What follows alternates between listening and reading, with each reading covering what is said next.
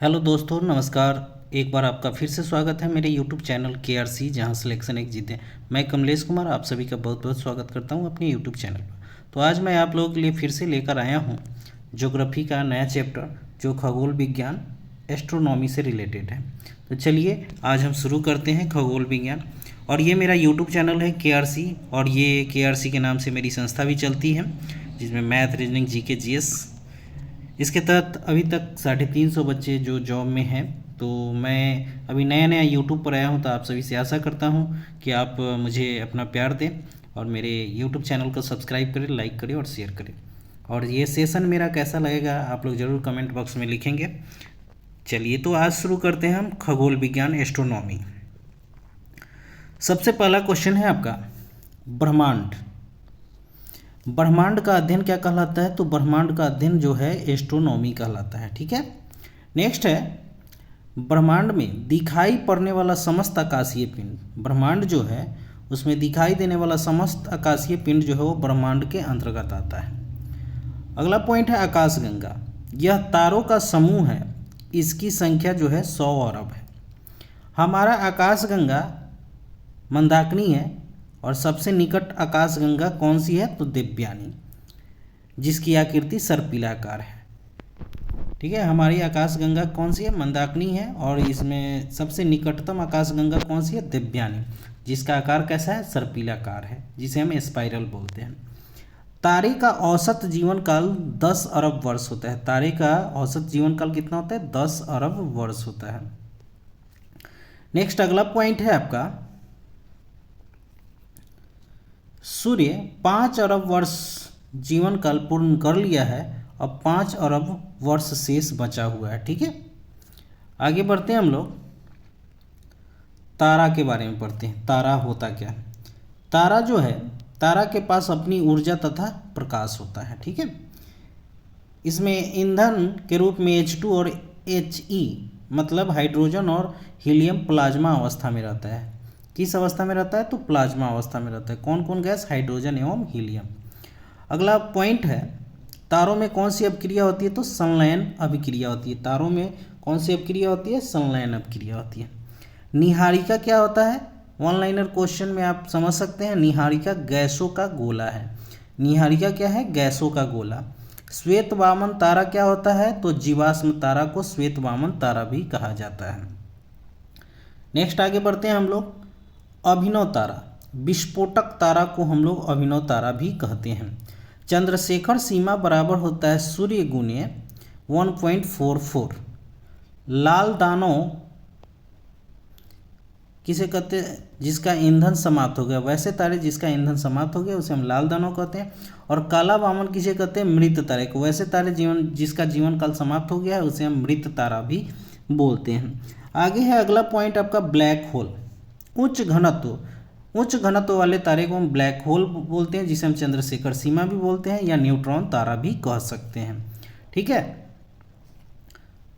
आगे बढ़ते हैं हम लोग, क्वेसर एवं पल्सर। ठीक है, ये विद्युत चुंबकीय तरंग होती है। विद्युत तरंग भी होती है, चुंबकीय तरंग भी होती है, और इनमें चुंबकीय क्षेत्र भी होता है। मतलब पल्सर क्या होता है? तेजी से घूमने वाले तारों को, तेजी से घूमने वाले तारों को हम लोग क्या बोलते हैं? पल्सर बोलते हैं। ठीक है, आगे बढ़ते हैं हम लोग, बहुत ही शॉर्ट नोट्स, कम समय में आप पूरा ज्योग्राफी जो एस्ट्रोनॉमी है उसको अच्छे से समझ सकते हैं। तो चलिए फिर हम आगे बढ़ते हैं। वाइट होल प्रकाश की उत्पत्ति का स्रोत होता है। ठीक है, वाइट होल क्या होता है? प्रकाश की उत्पत्ति का स्रोत होता है। लाल तारे जो होते हैं वो निम्न ताप के होते हैं। लाल तारे जो होते हैं वो निम्न ताप के होते हैं। सफ़ेद तारे जो होते हैं वो मध्यम ताप के होते हैं। और नीला जो होता है वो उच्च ताप का होता है। नीला क्या होता है? उच्च ताप का होता है। ठीक है, नेक्स्ट है तारा का रंग। तारा का रंग पृष्ठ ताप पर निर्भर करता है। तारों का रंग उनके पृष्ठ ताप पर निर्भर करता है।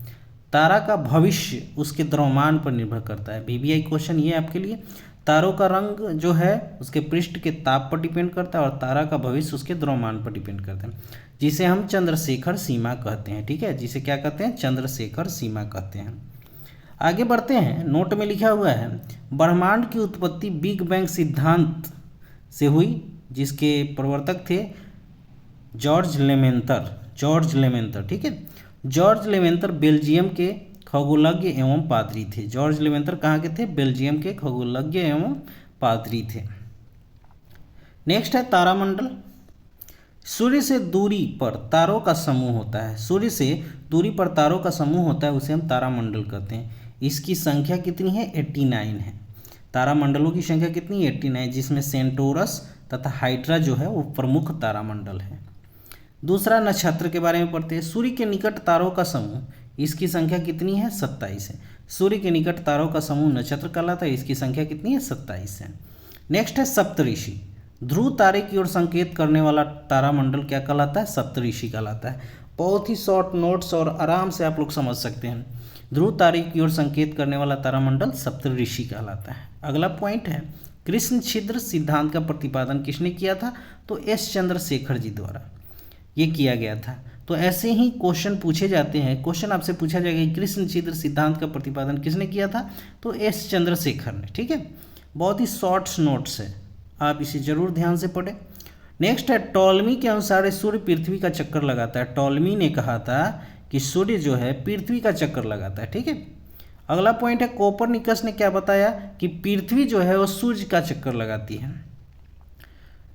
अगला पॉइंट केपलर जी ने क्या था? केपलर ने ग्रहों की गति का खोज किया था। ग्रहों की गति का खोज, सभी ग्रह अपने अपने सूर्य की परिक्रमा जो है अपनी अपनी गति के अनुसार करते थे। इस गति की खोज को केपलर ने बताया था। नेक्स्ट है हब्बल ने ब्रह्मांड की जानकारी दी। हब्बल ने ब्रह्मांड की जानकारी दी और उन्होंने बताया कि ब्रह्मांड जो है उसमें फैलाव हो रहा है, फैल रहा है। नेक्स्ट अरस्तु ने क्या बताया था? अरस्तु तथा पाइथागोरस ने बताया कि पृथ्वी गोल है। अरस्तु तथा पाइथागोरस ने बताया था कि पृथ्वी गोल है और गैलीलियो ने यह सिद्ध किया कि पृथ्वी गोल है। अरस्तु तथा पाइथागोरस ने सबसे पहले बताया था कि पृथ्वी गोल है, लेकिन इसे सिद्ध किसने किया? तो गैलीलियो ने किया था। नेक्स्ट है ब्रह्मांड वर्ष। सूर्य का एक चक्कर ब्रह्मांड वर्ष कहलाता है।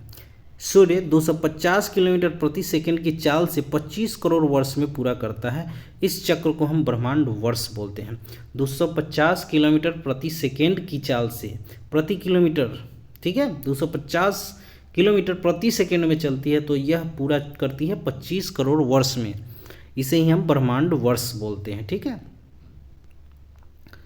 नेक्स्ट अगला पॉइंट है आपका खगोलीय इकाई।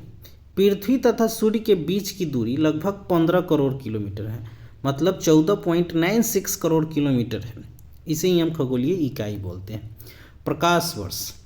निर्वात में प्रकाश द्वारा एक वर्ष में तय की गई दूरी को प्रकाश वर्ष कहते हैं। यह दूरी का मात्रक है। ठीक है, यह खगोलीय दूरी का मात्रक है प्रकाश वर्ष।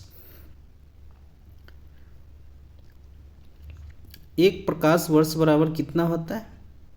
1 लाइट ईयर इक्वल टू होता है 9.46 गुने 10 के पावर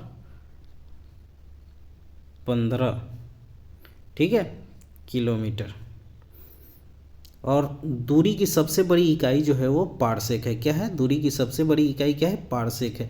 तो 1 पारसेक बराबर क्या होता है? 1 पारसेक बराबर 3.26 प्रकाश वर्ष। 3.26 प्रकाश वर्ष। आगे बढ़ते हैं हम। नेक्स्ट, ये जो आपको दिख रहा है पृथ्वी की जो है पृथ्वी से सूर्य की दूरी, औसत दूरी दिया हुआ है 15 करोड़ किलोमीटर। अब यहाँ से यहाँ देखिएगा, ये सूर्य है हमारा। सूर्य जब पृथ्वी के एकदम नज़दीक आ जाती है, ठीक है ना, तो उसको जो है ना नज़दीक वाले दिन को हम उपसौर के नाम से पेरिहिलियन बोलते हैं। यह 3 जनवरी को होता है। ठीक है, और सूर्य जब पृथ्वी से काफ़ी अधिक दूरी पर होता है तो उस घटना को हम अपसौर बोलते हैं, एपीहिलियन बोलते हैं, जो 4 जुलाई को होता है। ठीक है, तो यहाँ किलोमीटर भी दिया हुआ है आपका। कम दूरी 3 जनवरी, ज़्यादा दूरी 4 जुलाई को होता है। तो आप डेट के हिसाब से भी रखेंगे। 3 जनवरी सबसे मंथ मतलब कि करीब का है और 4 जुलाई का भी दूरी का है, तो उसे हम अपसौर बोलेंगे और 3 जनवरी को उपसौर बोलेंगे। इंग्लिश नाम भी याद रखना है, पेरिहिलियन और एपीहिलियन। नेक्स्ट नोट में लिखा हुआ है साइरस सबसे चमकीला तारा है और प्रैक्समा सेंचुरी सबसे नज़दीक का तारा है। पृथ्वी के सबसे नज़दीक का तारा प्रैक्समा सूर्य है, उसके बाद प्रैक्समा सेंचुरी है और साइरस सबसे चमकीला तारा है। ठीक है, नेक्स्ट अगला पॉइंट है क्षुद्र ग्रह। यह मंगल और बृहस्पति के कक्षा के बीच घूमते हैं। क्षुद्र ग्रह क्या क्या होता है? जो मंगल और बृहस्पति कक्षा के बीच में घूमते हैं उसे हम क्षुद्र ग्रह कहते हैं। ये दूसरे ग्रह के टुकड़े होते हैं, ठीक है। नेक्स्ट है उल्का। क्षुद्र ग्रह जब पृथ्वी पर गिरते हैं तो वायुमंडल के घर्षण के कारण जलने लगते हैं। उल्का क्या कहलाता है? क्षुद्र ग्रह जब पृथ्वी पर गिरते हैं तो वायुमंडल के घर्षण के कारण जलने लगते हैं, जिसे हम उल्का कहते हैं, ठीक है। अगला पॉइंट है उल्का पिंड। जब उल्का पिंड पृथ्वी पर गिर जाता है तो उसे हम उल्का पिंड कहते हैं। समझ गए? आगे बढ़ते हैं हम लोग।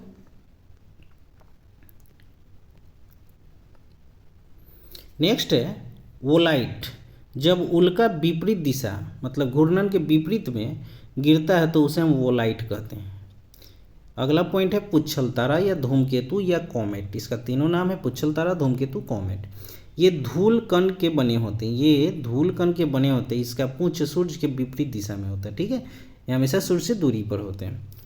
एग्जाम्पल में हेली नामक धूमकेतु जो है 76 वर्ष पर दिखता है, जो 7 फरवरी 2062 को दिखाई देगा, और इससे पहले वह 1986 ईस्वी में दिखाई दिया था।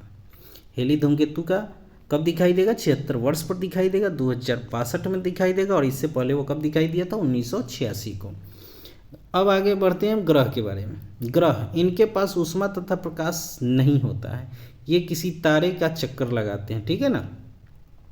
मतलब किसी भी तारे का, मतलब सूर्य का चक्कर लगाते हैं और इन्हीं के प्रकाश से इन्हें ऊष्मा और प्रकाश मिलता है। उपग्रह, इनके पास भी ऊष्मा तथा प्रकाश नहीं होते, ये ग्रह का चक्कर लगाते हैं। ये क्या करते हैं? ग्रहों का चक्कर लगाते हैं।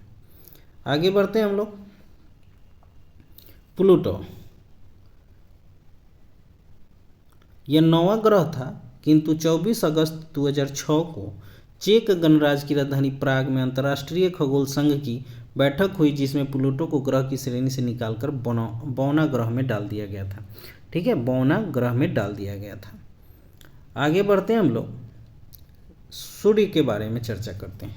सन, यह पृथ्वी का सबसे निकटतम तारा है। सूरज क्या है? पृथ्वी का सबसे निकटतम तारा है। इसमें प्लाज्मा अवस्था में हाइड्रोजन होता है और संलयन हीलियम होता है। हाइड्रोजन का संलयन किस में होता है? हीलियम में होता है, ठीक है।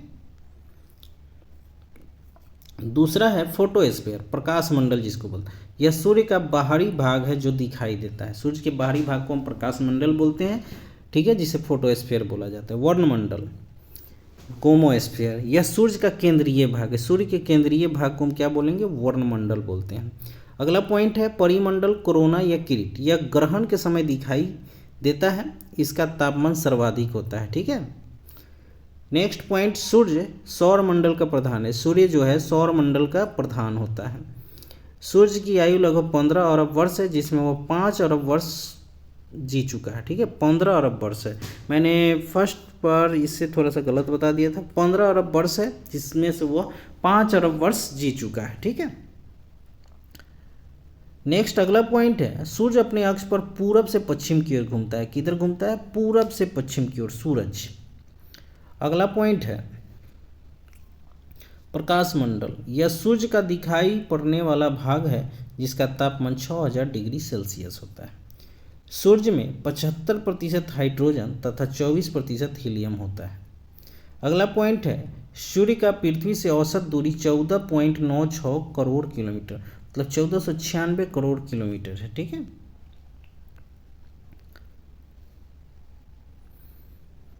नेक्स्ट हम लोग सौर मंडल के बारे में पढ़ेंगे। अभी तो सूर्य की चर्चा हो गई, अब सौर मंडल। सूर्य तथा उसके आसपास के ग्रह उपग्रह को सौर मंडल कहते हैं। सूर्य तथा उसके आसपास के ग्रह उपग्रह पिंड उल्का पिंड सबको मिलाकर जो निर्माण होता है उसे हम सौर मंडल कहते हैं।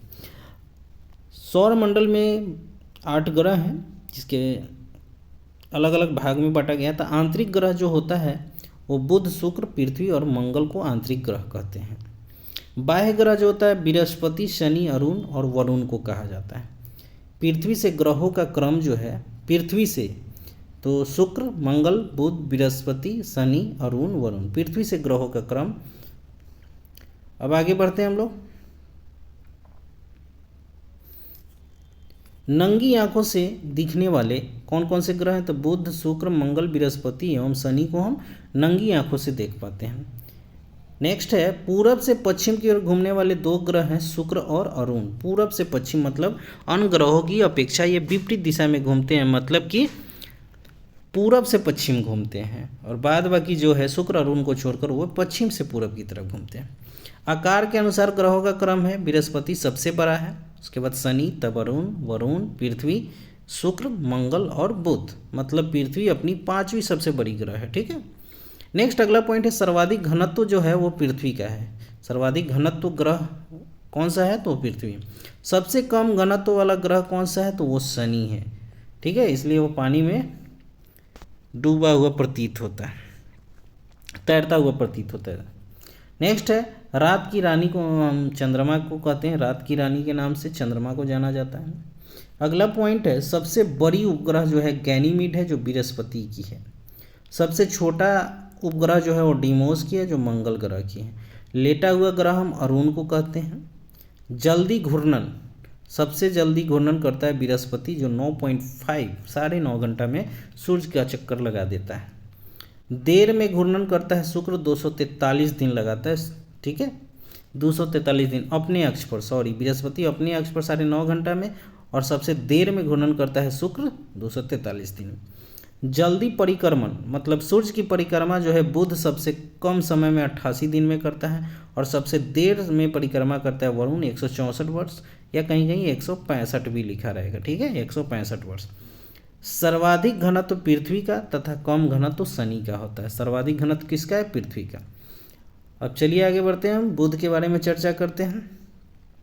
इसका घूर्णन जो है 58 डे का होता है, और परिक्रमण 88 दिन का। अपने अक्ष पर 58 दिन में, और सूर्य के चारों ओर घूमता है 88 दिन में।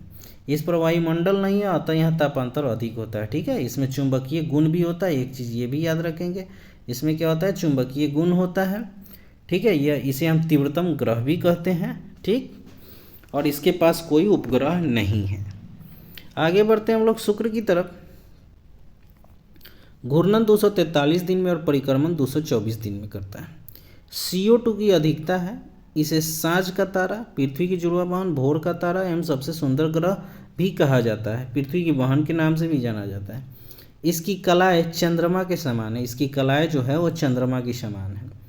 यह आकार, घनत्व, व्यास में लगभग पृथ्वी के समान है। ठीक है, इसीलिए इसे पृथ्वी की जुड़वा वाहन भी कहते हैं। नेक्स्ट है शुक्र ग्रह के वातावरण में सल्फ्यूरिक अम्ल अधिक मात्रा में पाया जाता है, इसलिए सबसे गर्म ग्रह शुक्र को कहा जाता है। सबसे गर्म कौन है? तो शुक्र है। सबसे गर्म ग्रह शुक्र को माना जाता है। और शुक्र ग्रह जो है अन्य ग्रहों की अपेक्षा विपरीत दिशा में घूमते हैं, मतलब कि ये पूरब से पश्चिम की ओर घूमते हैं। पूरब से पश्चिम की ओर घूमते हैं, और इसके पास जो है कोई उपग्रह नहीं है। आगे है पृथ्वी। पृथ्वी का घनत्व सर्वाधिक है, 5 ग्राम पर सेंटीमीटर क्यूब। 5 ग्राम पर सेंटीमीटर क्यूब। पृथ्वी अपने अक्ष पर 23.5 डिग्री झुकी हुई है, जबकि अपने तल पर 66.5 डिग्री झुकी हुई है। ठीक है ना, अपने अक्ष पर 23.5 डिग्री, जबकि अपने तल पर 66.5 डिग्री झुकी हुई है।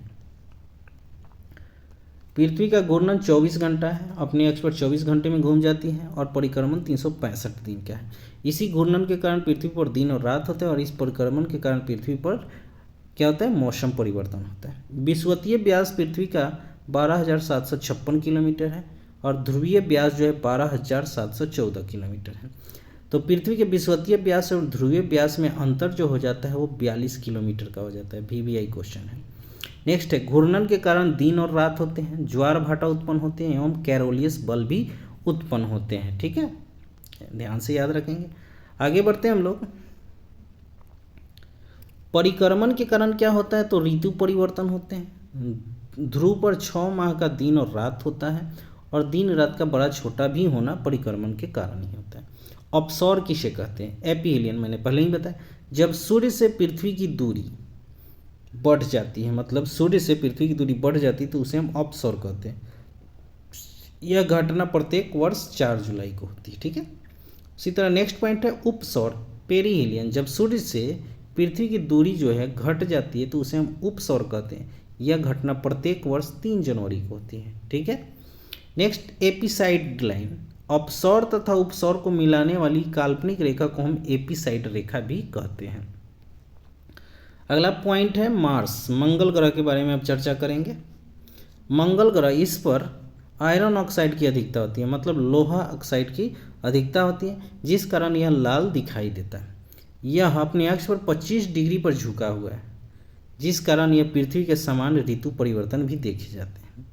इस ग्रह पर जीवन की संभावना सर्वाधिक है। ठीक है। सौर मंडल का सबसे बड़ा ज्वालामुखी ओलिपस, ठीक है, मांस इसी ग्रह पर है। ओलिपस मांस इसी ग्रह पर है। इसके दो उपग्रह हैं, फोबोस एवं डीमोस। डीमोस सौर मंडल का सबसे सर्वाधिक छोटा उपग्रह। ठीक है। आगे बढ़ते हैं हम लोग बृहस्पति के बारे में। यह सबसे बड़ा ग्रह है किंतु गैसीय अवस्था में है। ठीक है। इस पर SO2 सल्फर डाइऑक्साइड की अधिकता है, जिस कारण यह हल्का पीला दिखता है। ठीक है। नेक्स्ट है, यह एकमात्र ग्रह है जहां जो हिम रहित है। अगला पॉइंट, इसका सबसे बड़ा उपग्रह गैनीमेड है। अन्य उपग्रह जो है यूरोपा एवं हिमेलिया है। अगला पॉइंट है, इसके वायुमंडल में हाइड्रोजन तथा हीलियम की अधिकता है। नेक्स्ट, नासा द्वारा बृहस्पति के अध्ययन हेतु 2011 में जूनो नामक अंतरिक्ष यान भेजा गया था। कब भेजा गया था? 2011 में जूनो नामक उपग्रह। अगला पॉइंट है शनि, सैटर्न इंग्लिश में बोलते हैं। सौर मंडल का दूसरा सबसे बड़ा ग्रह है।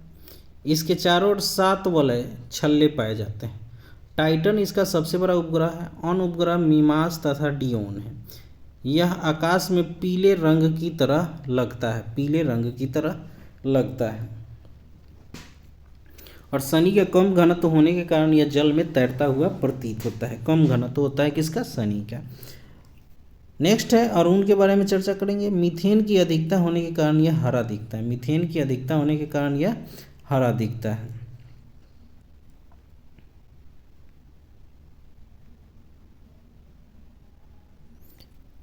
अरुण अपने अक्ष पर लगभग 82.5 डिग्री झुका होने के कारण इसे लेटा हुआ ग्रह भी कहते हैं। ठीक है। घूर्णन जो होता है इसका पूरब से पश्चिम होता है। अरुण पर घूर्णन पूरब से पश्चिम होता है। और एक और अपना ग्रह है जो शुक्र है, यहाँ पर भी घूर्णन कैसे होता है? पूरब से पश्चिम होता है। तो ये दोनों उपग्रह जो है मिरिंडा, इसे आधुनिक ग्रह भी कहते हैं। और उनको आधुनिक ग्रह भी कहते हैं, जिसकी खोज 1781 में विलियम हर्शेल के द्वारा किया गया था। अगला पॉइंट है आपका वरुण के बारे में चर्चा करेंगे। वरुण, इस पर मीथेन की अधिकता है। इस पर मीथेन की अधिकता है। इसकी खोज 1876 में जॉन गाले के द्वारा किया गया था। इसके उपग्रह जो हैं ट्रिट्रॉन तथा नेशो है। और यह सूर्य की परिक्रमा जो है 165 वर्ष में करती है। और यह सबसे दूरस्थ ग्रह है, जिसे हम सबसे ठंडा ग्रह भी कहते हैं। नेक्स्ट आगे बढ़ते हैं हम लोग चंद्रमा के बारे में चर्चा करते हैं। इसे पृथ्वी का जीवाश्म कहते हैं, मतलब इसे जीवाश्म ग्रह के नाम से भी हम चंद्रमा को जानते हैं। इसका अध्ययन सेरेनोलॉजी कहलाता है। इसे रात की रानी भी कहते हैं। चंद्रमा से अंतरिक्ष काला दिखेगा। ठीक है। चंद्रमा से अंतरिक्ष कैसा दिखेगा? काला दिखेगा। अगला पॉइंट है आपका, चंद्रमा जितने समय में अपना घूर्णन करता है उतने ही समय में पृथ्वी का परिक्रमण भी कर लेता है। इसलिए चंद्रमा का एक ही भाग दिखाई पड़ता है। ठीक है। अगला पॉइंट आपका है, पृथ्वी पर सूर्य का प्रकाश आने में 8 मिनट 20 सेकेंड या कहीं कहीं 19 सेकेंड भी रहेगा, या कहीं कहीं 8.3 भी रहता है, कहीं कहीं 8.16 भी रहता है। तो ये सभी चीज़ों को ध्यान में रखेंगे। पृथ्वी पर चंद्रमा का प्रकाश आने में 1.3 सेकेंड या 1.28 सेकेंड लिखा रहेगा, कहीं कहीं 28 सेकेंड का समय लगता है। नेक्स्ट है, चंद्रमा का हम अधिकतम 59% भाग देख सकते हैं, कहीं कहीं आपको 57% भी रहेगा। ठीक है। तो इस तरह से आप इसको ध्यान में रखेंगे। नेक्स्ट है अमावस, न्यू मून। इस दिन चंद्रमा नहीं दिखता। अमावस के दिन क्या होता है? चांद दिखता ही नहीं, पूरा काला अंधेरा छाया रहता है। और पूर्णिमा जो होता है इस दिन चंद्रमा पूर्णतः दिखता है, मतलब पूरा गोले आकार में ऐसे चांद दिखेगा पूरा, मतलब पूरा एकदम लाइट ही लाइट रहेगा चारों तरफ। नेक्स्ट है ब्लू मून। एक ही महीने में दूसरी पूर्णिमा को जो है हम ब्लू मून कहते हैं। एक ही मंथ में जब दूसरा पूर्णिमा होता है उसे हम ब्लू मून कहते हैं। सुपर मून, एक वर्ष में दूसरी ब्लू मून को हम सुपर मून कहते हैं। एक वर्ष में जब दूसरी ब्लू मून हो तो उसे हम क्या कहेंगे? सुपर मून बोलते हैं। नेक्स्ट है अगला पॉइंट अपभू। जब चंद्रमा की दूरी पृथ्वी से अधिकतम हो जाती है तो उसे हम अपभू कहते हैं। जब चंद्रमा की दूरी पृथ्वी से अधिक हो जाती है तो उसे हम अपभू बोलते हैं। उपभू, नेक्स्ट पॉइंट है उपभू। जब चंद्रमा तथा पृथ्वी के बीच की दूरी न्यूनतम हो जाती है तो उसे हम उपभू बोलते हैं। उपभू न्यूनतम, अपभू ज़्यादा, अधिकतम। अगला पॉइंट है घूर्णन गति के कारण दिन रात घटित होता है। मतलब घूर्णन के कारण पृथ्वी पर क्या होगा, दिन और रात होंगे। नेक्स्ट है परिक्रमण के कारण ऋतु परिवर्तन, दिन रात का छोटा बड़ा होना तथा ध्रुवों पर 6 माह का दिन रात होना। नेक्स्ट पॉइंट है बुध एवं शुक्र का कोई उपग्रह नहीं है। तो ये था आज का सेशन आपका, और इसके माध्यम से आप देख सकते हैं सूर्य से दूरी के अनुसार ग्रहों का क्रम कैसे कैसे है। सबसे पहले बुध है, तब शुक्र हो गया, तब पृथ्वी हो गई, तब मंगल हो गया, तब बृहस्पति हो गया, तब शनि हो गया, तब अरुण हो गया, तब वरुण हो गया। सबसे दूरस्थ, सबसे नज़दीक। और ये जो आपके मंगल और बृहस्पति के बीच में जो ये पट्टी दिख रही है, ये जो है क्षुद्र ग्रह है। ये बीच में मंगल और बृहस्पति के बीच क्या होता है, क्षुद्र ग्रह। तो देखिए मंगल से पहले बुध तक, मतलब सूर्य के बाद मंगल तक जो ग्रह है उसे हम आंतरिक ग्रह कहेंगे, और बृहस्पति से वरुण तक के ग्रह को हम बाह्य ग्रह भी कहते हैं। ठीक है, तो इस तरह से आप लोग आज ये जो एस्ट्रोनॉमी था ये ख़त्म हुआ। आशा करता हूँ कि ये सेशन आप लोगों को बहुत ही अच्छा लगा होगा और आप लोग मुझे सपोर्ट करें। धन्यवाद दोस्तों। इस तरह से आप लोगों के लिए मैं खान सर का नोट्स लेकर हमेशा आते रहूँगा और सारे सब्जेक्ट को ऐसे ही करा दूँगा। तो आप लोग ज़रूर मेरे यूट्यूब चैनल KRC को सपोर्ट करें और आप लोग भी जुड़े। धन्यवाद दोस्तों।